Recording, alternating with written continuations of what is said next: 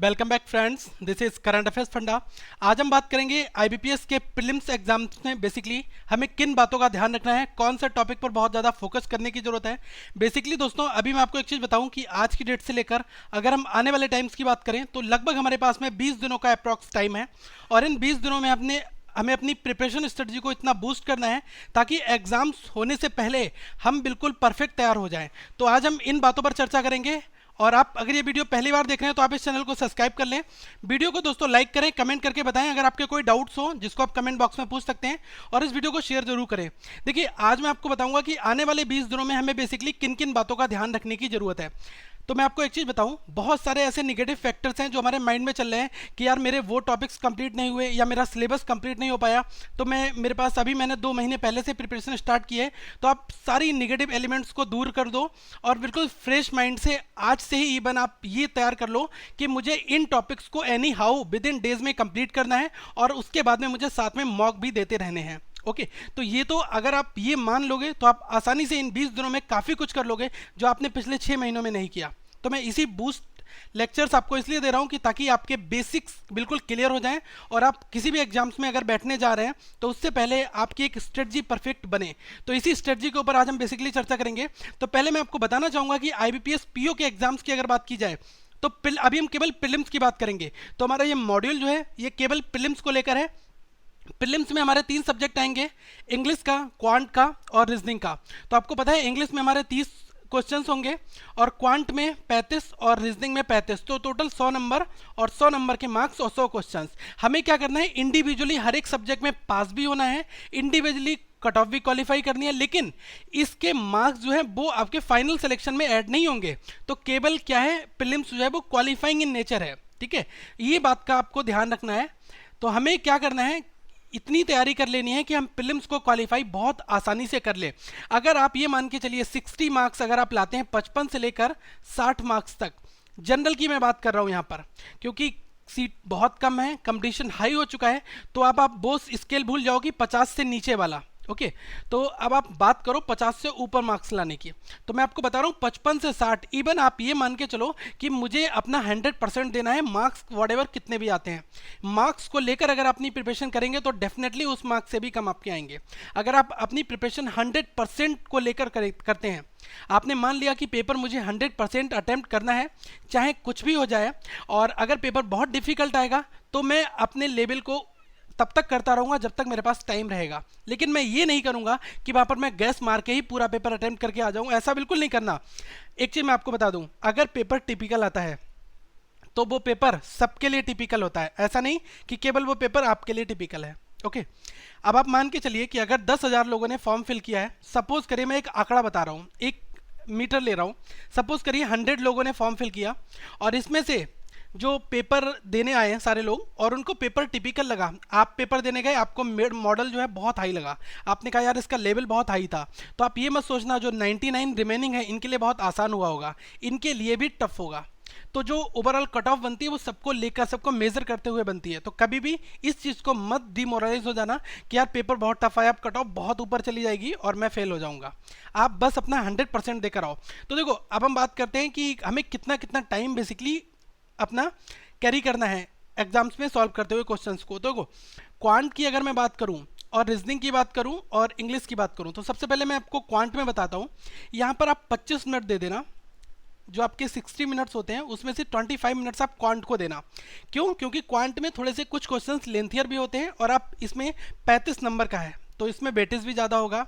और अगर इसका लेवल जो आता है वो इजी टू मॉडरेट रहता है, बहुत एडवांस लेवल तो नहीं होता है इस प्रीलिम्स टेस्ट का। प्रीलिम्स टेस्ट कराने के पीछे मेन मोटिव ये है कि भीड़ से लोगों को निकाला जाए। बेसिकली अगर एक बार में मेन एग्जाम्स होता है तो उसमें बहुत सारे लोग होते हैं और फिर इसलिए कट ऑफ ऊपर जाती है। तो आप अंदाजा लगा सकते हैं कि जब क्रीमी लेयर को वो लोग फिल्टर कर लेंगे, उसके बाद क्रीमी लेयर का एक टेस्ट कराएंगे और उसमें से प्यूरीफाई करेंगे, फाइन। और रीजनिंग की अगर बात की जाए तो रीजनिंग में मैं आपको यही कहूँगा कि आप 20 मिनट्स दे लें, ये एनफ है। तो आप 20 मिनट दे लें रीजनिंग को और 25 इधर दे दें, तो आपके कितने हो गए, 45 मिनट हो गए। और इंग्लिश का सेक्शन बचा, इसको आप 15 मिनट दे दो। ठीक है, क्योंकि हमें पता है 30 क्वेश्चंस आएंगे जिसमें से आपके 10 क्वेश्चन तो रीडिंग कंप्रेंशन के हो गए, तो उसको तो हम तब करेंगे जब हमारी स्किल्स बहुत फास्ट होगी। तो हमें मान के चलना है कि हमें 20 क्वेश्चंस को सबसे पहले करना है। फाइन, तो अब मैं आपको बताऊंगा कि आपको किस क्वेश्चंस में कितना टाइम देना है, ये तो मैंने आपको बता दिया। लेकिन कौन से टॉपिक्स को पहले करना है, कुछ लोग कह रहे होंगे कि सर क्वांट में बहुत कुछ है तो पहले किसको अटेम्प्ट कर लूँ बाद में किसको कर लूँ। तो पहले और बाद का चक्कर आप मत करेगा, लेकिन आप उसमें से फिल्टर कर सकते हैं कि कौन से इंपॉर्टेंट क्वेश्चंस हैं जिनको हमें पहले बेसिकली करना है। तो अब हम बात करते हैं सबसे पहले रीजनिंग की। तो देखो रीजनिंग में हमें किन पॉइंट्स को सबसे पहले एग्जीक्यूट करना है ये अभी हम बताएंगे आपको। देखो रीजनिंग में आपकी पजल्स एक आएगी, वो आपकी 2 पजल्स भी हो सकती है, लेकिन एक आपकी इजी होगी और एक थोड़ी सी मॉडरेट लेवल की होगी।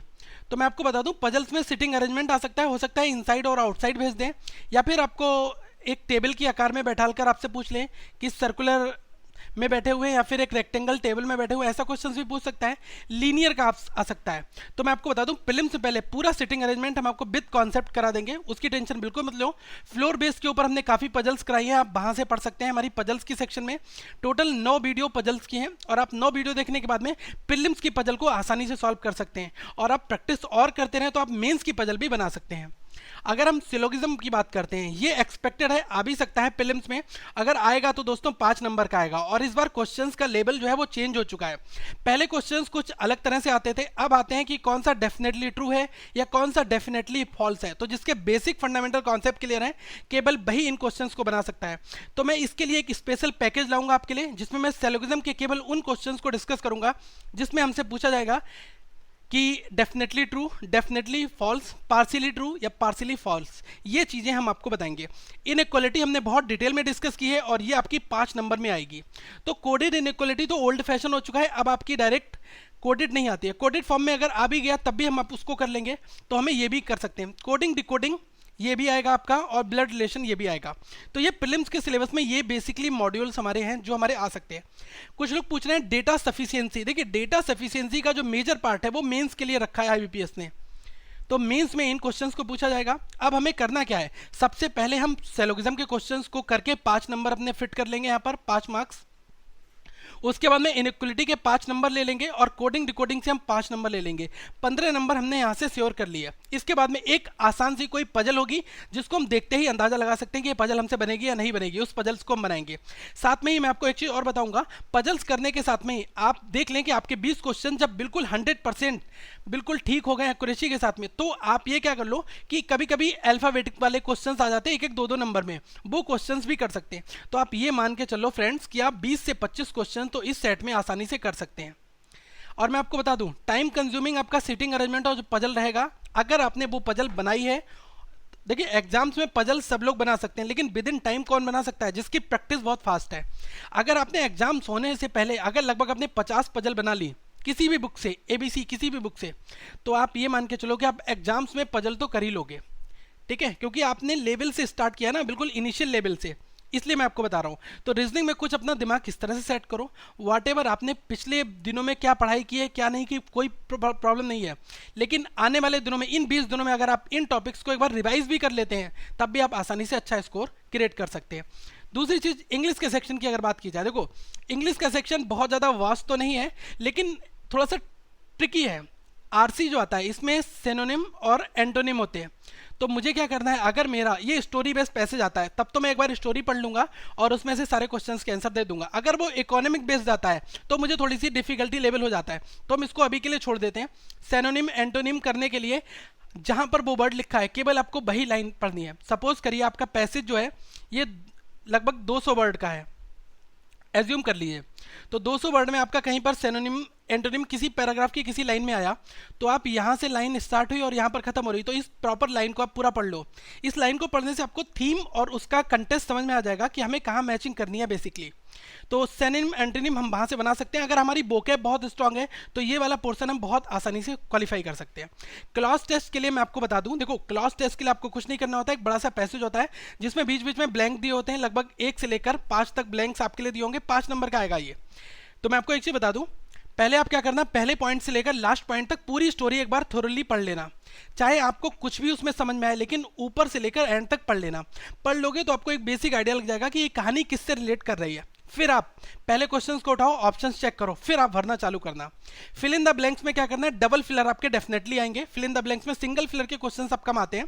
डबल फिलर में देखना कि जो आप डबल फिलर भरने जा रहे हैं क्या वो कौन सा वाला वर्ड वहां पर फिट बैठ रहा है। फिर सेंटेंस को 2 बार रखने के बाद पूरा एक बार रीड कर लो, अगर उसकी थीम और उसका कंटेस्ट ठीक बैठता है तब उस सेंटेंस को आप टिक मार के आगे बढ़ सकते हो। देखो स्पॉट द एरर, अगर आपका ग्रामर पार्ट बहुत स्ट्रांग है, आपने सब्जेक्ट वर्ब एग्रीमेंट पढ़ा हुआ है, तब आप आसानी से इस पोर्शन को केवल कर सकते हो। सेंटेंस रीअरेंजमेंट की भी सेम वही बात है, इसके ऊपर हमने कुछ फंडे बताए हैं और कुछ हम और आप तक 4 से 5 सेट लाएंगे। अभी थोड़ा सा टाइम की ड्यूरेशन के कारण हम अब तक नहीं ला पा रहे हैं, लेकिन हम एग्जाम से पहले कोशिश करेंगे कि आपको कम से कम 5 पैरा जंबल्स दे दें, जिससे आप आसानी से थीम समझ के उन्हीं पर प्रैक्टिस कर सके। अब देखो एग्जाम्स में हमें कैसे इसको ट्रांसफॉर्म करना है, सबसे बड़ा मुद्दा तो ये है। तो देखो फर्स्ट अटेम्प्ट में आप क्लॉज टेस्ट कर लो, फिल इन द ब्लैंक्स कर लो, एरर स्पॉट कर लो और सेंटेंस रीअरेंजमेंट कर लो, ये चीजें कर लो। अगर सेंटेंस रीअरेंजमेंट इकोनॉमिक बेस्ड है, बहुत टिपिकल वहां पर वोकैब है, तो उसको आप ऑप्शन में रख दो, टाइम कंज्यूमिंग हो जाएगा। फिर वो कंप्रेhension में केवल सिनोनिम और एंटोनिम लगाकर निकल लो। अगर आपका इकोनॉमिक बेस्ड है, तब स्टोरी बेस्ड है, तो मैं यही कहूंगा कि आप कंप्लीट पढ़ लो, क्योंकि आपके 10 नंबर यहाँ से मिल जाएंगे। फिर आप इंग्लिश में अच्छा स्कोर कर सकते हो। अभी मैं मान के ये चलता हूँ कि इंग्लिश के सेक्शन में कम से कम आप 18 से 20 का स्कोर आप इस सेक्शन में आपको करना होगा, अगर आपको एग्जाम्स में अपनी रेस में आना है तब। ओके इंग्लिश की कट ऑफ आप ये मान के मत चलना कि अब 8 से 7 जाएगी, ठीक है। इंग्लिश की कट ऑफ 12 के आसपास रहेगी, 12 से 15 भी रह सकती है, क्योंकि इस बार दोस्तों वैकेंसी बहुत कम हो गई है। लास्ट ईयर वैकेंसी ज़्यादा थी, इस बार वैकेंसी 8000 कुछ है। तो मैं यही बता दूं कि पेपर में हर जगह केवल क्रीमी लेयर को लेना है उनको, तो जो जितनी ज़्यादा मेहनत करेगा वो रेस में आगे रहेगा। नेक्स्ट अगर मैं बात करता हूँ क्वांट की, यहाँ पर आप ऐड कर लीजिएगा क्वांट। तो देखो क्वांटिटेटिव में हमें क्या करना है, क्वांटिटेटिव में हमें 2 पार्ट में मैंने डिवाइड कर लिया कि पहले अटेम्प्ट में आपको क्या करना है और सेकंड आपको किस पर फोकस करना है। अगर आपकी 100% प्रैक्टिस है तब तो आप पूरा पेपर अपने हिसाब से करना। अगर आपकी बेसिक्स आपके हैं, देखो सिंप्लीफिकेशन के क्वेश्चंस को बहुत लोग आसानी से कर लेते हैं, अप्रॉक्सीमेशन भी कर लेते हैं, और क्वाड्रेटिक मैंने बहुत सटीक आपके लिए बताए हैं, क्वाड्रेटिक भी आप कर लोगे। नंबर सीरीज भी आप कम से कम 5 में से 3 तो बना ही लोगे। तब आप ये मान के चलो ये फर्स्ट अटेम्प्ट में आपका 15 मार्क्स का सेफ जोन रहेगा, 15 से 18 नंबर आप सेफ जोन निकाल सकते हो। अगर आपकी एक डीआई अच्छी सी हो गई तो आप ये मान के चलो 20 से ऊपर स्कोर कर जाओगे। देखो डीआई और नंबर सीरीज, ठीक है, और जो प्रॉफिट लॉस, एजेस एवरेज और SI CI boat stream, time and work और रेशियो, ये जो पोर्शन जिसको मैं कवर कर रहा हूँ, ये हमारा क्या है, बेसिक अरिथमेटिक है, मिसलेनियस सेक्शंस है। यहाँ से क्वेश्चंस आते हैं, थोड़े से ट्रिकी भी होते हैं और कुछ इजी भी होते हैं, तो एक बार हम इनको देख लेंगे। कभी कभी क्या होता है, रेशियो में हमसे पूछ लिया जाता है कि एक अमाउंट है, इसको ABCD में बांटना है और इनका ये रेशियो है, तो उनके क्या क्या रेशियो निकल के आएंगे। तो ऐसे क्वेश्चंस आते हैं तो आप आसानी से बना लो। अगर थोड़ा ट्रिकी क्वेश्चंस आता है तो आप उसमें थोड़े से फंस सकते हैं, लेकिन आपके सेफ जोन के लिए क्या है, डेटा इंटरप्रिटेशन, नंबर सीरीज और क्वाड्रेटिक अगर पूछा है तब, या फिर आपका सिंप्लीफिकेशन और अप्रॉक्सीमेशन, इससे आप सेफ जोन में आ गए। अब अगर आपने डीआई पर अच्छी पकड़ बनाई है तो आप डीआई बना लो। डीआई एग्जाम्स में देखो प्रीलिम्स के सेक्शन में डीआई की जरूरत नहीं है।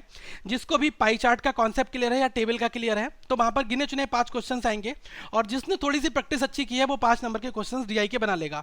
15 डीआई मैंने बनाई है, लेकिन मेरा टारगेट ये है कि एग्जाम से पहले मैं आपको 15 डीआई और दे दूं। इसके लिए दोस्तों मैं बहुत हार्ड वर्क कर रहा हूं और आप तक जरूर ये डीआई आएंगी, ये मेरा आपसे प्रॉमिस है।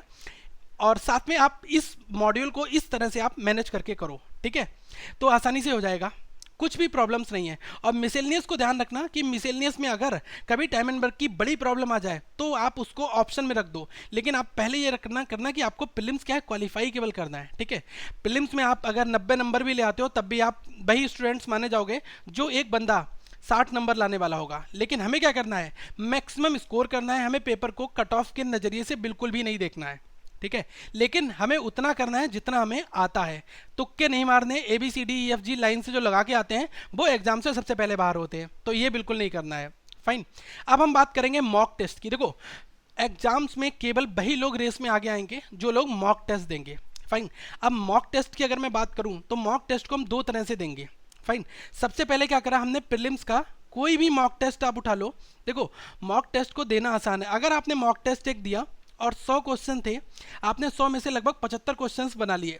अब इन 75 क्वेश्चंस बनाने पर जो आपका घर में स्कोर आ रहा है, सपोज करिए घर में आपने कहा सर मेरा स्कोर 45 से 50 के बीच में आ रहा है, इससे ऊपर बढ़ ही नहीं रहा है, तो आप ये मान के चलो एग्जामिनेशन हॉल में क्या होगा, थोड़ा सा आपका फ्लक्चुएट यहाँ पर कर जाएगा, क्योंकि जब हम घर में टेस्ट देते हैं तो हम थोड़ी सी सुस्तीपन में आ जाते हैं कि यार ये क्वेश्चन भी है, कभी फ़ोन भी पिक कर लेते हैं, कभी कुछ भी कर लेते हैं। तो इन चीज़ों को अवॉइड करके पहले तो सीरियस टेस्ट दो, बिल्कुल सोच लो कि मैं जो सिस्टम पर बैठा हूँ तो मैं यहाँ पर पूरे एग्जाम्स को बहुत अच्छे से कंकर करने वाला हूँ, कैसा भी पेपर आएगा मुझे इसमें अच्छा स्कोर लाना है। तो मैं आपको कहूँगा पेपर में अगर आपका 45 से 50 आ रहा है और आप 10 मॉक दे दो लाइन से लगातार, तो 10 मॉक देने के बाद में आपका स्कोर जो है वो 55 से 60 निकल जाएगा। और आपने अगर सोच लो 20 दे दिए तो आप 70 की श्रेणी में आ जाओगे, ये मेरी गारंटी है। लेकिन केवल मॉक देने से काम नहीं चलेगा। अगर आपने 20 मॉक दिए हैं तो 20 मॉक में अब आपको डिवाइड करने की, एनालिसिस करने की बारी आएगी। सबसे पहले क्वांट में आ जाओ। क्वांट में देखो जो आपके स्ट्रांग पोर्शंस हैं उसमें कितने क्वेश्चंस गलत हो रहे हैं। तो जब गलत हो रहे हैं तो स्ट्रांग वाले जो पोर्शन आपका है, जब सपोज करो आपका क्वाड्रेटिक स्ट्रांग है, सीरीज स्ट्रांग है और आपका सिंप्लीफिकेशन स्ट्रांग है, तो ये क्वेश्चन जब गलत हो रहे हैं तो क्या करो, सीधे अपने प्रीवियस ईयर के जो भी आपके नोट्स हैं उनको उठाओ और नोट्स को एक बार रिवाइज कर लो। रिवाइज करने के बाद में फिर जो आपने क्वांट के क्वेश्चंस गलत किए थे मॉक में, उन सारे क्वेश्चंस को एक जगह रफ सीट पर बना के सारे सॉल्व कर लो। इसी तरह से अगर आप ये स्ट्रेटजी फॉलो करते हैं तो दोस्तों आपको कोई भी इस रेस में पीछे नहीं छोड़ पाएगा। आप सबको पीछे छोड़ते हुए आगे निकल जाएंगे और केवल वही लोग आगे निकलेंगे जो मॉक पर बहुत ज़्यादा फोकस करेंगे, क्योंकि एग्जामिनेशन अगर ऑनलाइन है तो आपको मॉक तो देने पड़ेंगे। अगर जो लोग सोचते हैं कि यार मेरे कॉन्सेप्ट क्लियर है, मैंने सब कुछ पढ़ रखा है, मुझे सब कुछ आता है और मैं मॉक ना देकर डायरेक्ट फाइनल एग्जाम्स में मॉक दूंगा, तो मैं अभी लिख के दे रहा हूं कि वो स्टूडेंट्स बिल्कुल अच्छे मार्क्स नहीं ला पाएंगे। मैं उनको डीमोटिवेट नहीं कर रहा हूं। देखिए प्रैक्टिस क्या है, ऑनलाइन एग्जामिनेशन में केवल आपकी प्रैक्टिस डिपेंड करती है कि आपने प्रैक्टिस कितनी फास्ट की है। अगर आपकी प्रैक्टिस बहुत ज़्यादा स्ट्रांग है तब आप वहाँ पर अच्छे मार्क्स ला सकते हैं। तो केवल एक तरीका है प्रैक्टिस और रिवीजन।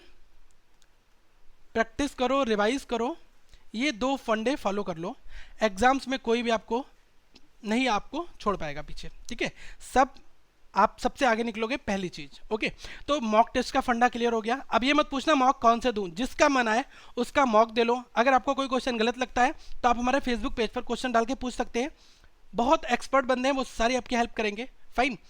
दूसरी चीज मैं आपको और बता दूं कि जो लोग अपना सेल्फ एस्टिमेट नहीं करेंगे, कुछ लोग क्या करेंगे मॉक दे लेंगे, वो कहेंगे सर मैंने 25 मॉक दिए और मेरा स्कोर नहीं बढ़ पाया।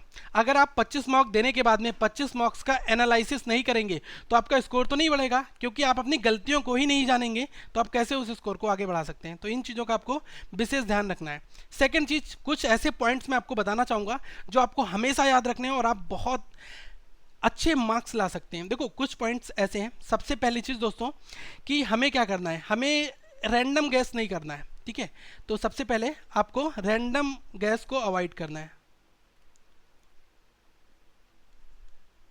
रैंडम गैस को हमें अवॉइड करना है, इसको हमें तुक्के नहीं मारने। हिंदी में आप समझ लो, जो भी लोग तुक्के मारने वाले हैं हमें तुक्के नहीं मारने हैं, गैस हमें बिल्कुल नहीं करना है।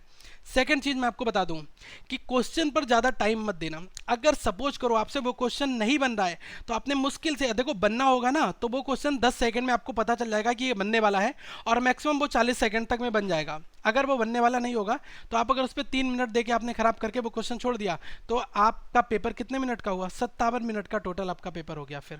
फिर वो 60 मिनट का तो नहीं हुआ। तो इन चीज़ों का आपको विशेष ध्यान रखना है, पहली चीज़। और आपके एग्जामिनेशन की डेट आप अपने माइंड में रख लो, 16 अक्टूबर और 22 अक्टूबर और 23 अक्टूबर को हमारी प्रीलिम्स की डेट है। और प्रीलिम्स की एग्जाम्स खत्म होते ही आप काउंटडाउन स्टार्ट कर देना, विद इन 7 डेज में आपका रिजल्ट आ जाएगा। और आपके मार्क्स जो मेंस की डेट है वो क्या है, 20 नवंबर। ठीक है, 20 आपकी मेंस की डेट है, अक्टूबर के बाद नवंबर में 20 की मेंस डेट है। तो बिल्कुल भी मौज मस्ती मत करो, जितनी जल्दी हो सके अपनी चीज़ों को कवर करो और प्रैक्टिस पर लग जाओ। जिसने प्रैक्टिस कर ली वो रेस में आगे निकल जाएगा। फाइन। तो ध्यान रखना केवल 8000 वैकेंसी हैं, 8800 समथिंग कुछ, और एस्पेरेंट्स बहुत ज़्यादा है। मैं नाम नहीं लेना चाहूँगा, आप डीमोटिवेट बिल्कुल मत होइएगा, लेकिन एक सीट आपकी यहाँ पर कंफर्म है, ये मैं गारंटी लेकर कह सकता हूँ। लेकिन उनकी केवल जो मॉक दे रहे हैं और जिनकी प्रैक्टिस कंसिस्टेंट है। फाइन। तो आप बिल्कुल भी पार्टी वार्टी सब बंद कर दो, केवल जस्ट अपने इस एम की ओर लग जाओ, क्योंकि बैंक पीओ की नौकरी जिसने इस साल ले ली, नेक्स्ट ईयर्स में आने पर उसको प्रॉब्लम्स क्रिएट होंगी। फाइन, तो जितनी जल्दी हो सके उतनी जल्दी इन चीज़ों को करो। And friends, all the best for your prelims exams. So thank for watching this video, do like, comment and share on this video. अगर आपका कोई भी क्वेश्चंस हैं तो आप इस वीडियो के नीचे पूछ सकते हैं। So thank for watching this video, have a nice day.